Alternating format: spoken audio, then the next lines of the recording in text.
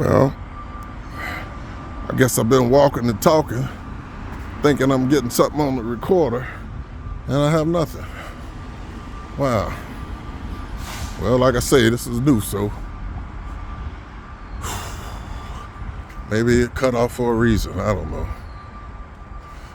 But I'm going to go ahead and see what I got so far.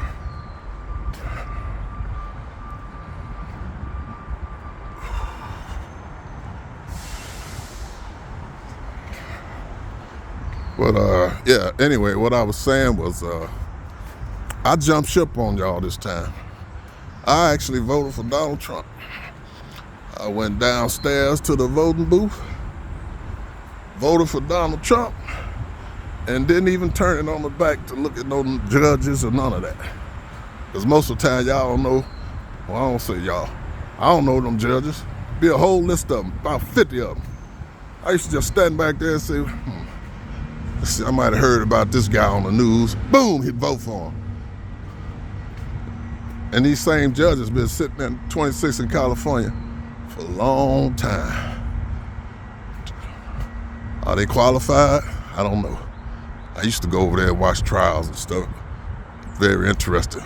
We live in Cabrini. We always had somebody in court. We go sit over there and watch a trial all day. That was exciting. Till they put the years on the brother. But yeah, I voted for Trump. And I'm gonna tell you something. I know y'all probably don't care, but I think he's doing a damn good job. And they ain't finished yet. They got a surprise for y'all. You think that El Salvador prison is something? Wait till they open Alcatraz back up. You cannot have a organization. I mean, you can't live in a community and without any rules. There has to be order. There's got to be order to everything. So they gonna open that Alcatraz place back up, and we just sit back and if something go wrong with this guy, I'll let y'all know. I tell you, I've been watching politics forever. But let me tell you something before I get off of here. This is the first time that I can recall that any presidential candidate has offered any type of help to a crime-ridden city like Chicago. I remember the first term of Trump, specifically Northfleet. That's when they was killing babies. I mean, it was a hot summer then. It was crazy. I keep a little picture of a young girl in my phone. She got killed over there at McDonald's. I don't know her name, but she looked like a little kid that could have been my daughter. I keep her in my phone. She was shot at McDonald's going through the drive-thru with her daddy. She died and he ain't died at all. And they was the target. But Trump offered to help to bring the government here to kind of calm down Chicago. At that time, Northfleet was the mayor. She told him she didn't need no help. I couldn't believe it. I could not believe it. But that's what happened. So now that he's in there again, they're not offering the help. They're just coming and doing what they got to do. And this is probably the first time. And this is the first time that the black people haven't been targeted. Usually the governments are after our ass. This is the first time they're not after us.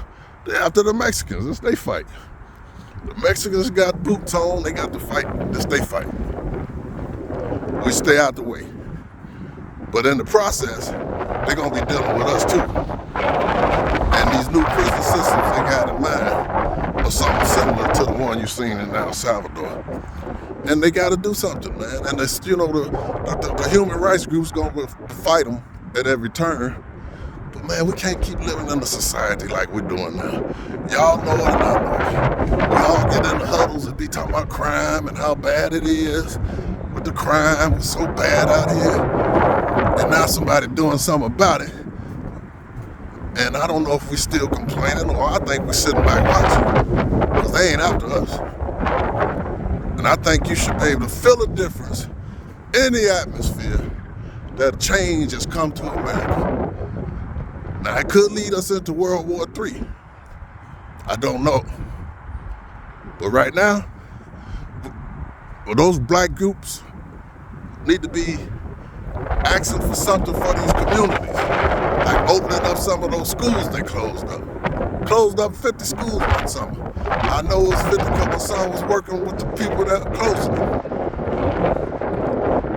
Closing 50 schools. The enrollment is low and most of the schools is open. And from what I hear, they still got the same curricula as they had when I was going to school. Shit. Oh God, so many things. But yeah, man, this ain't the time for us to be sitting around talking about the orange-faced man.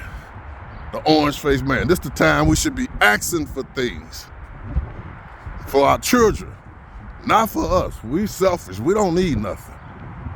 We got what we get. You go to work, they ain't gonna tax you overtime. That's all we get out the deal so far. They need to get the people out of these jails, people that deserve to be out of these jails. Mr. Hoover, it's time for him now to probably come out. And my guess would be that he's coming out. So, don't get mad at me because I voted for, I'll tell you what, you can't get mad. You already did.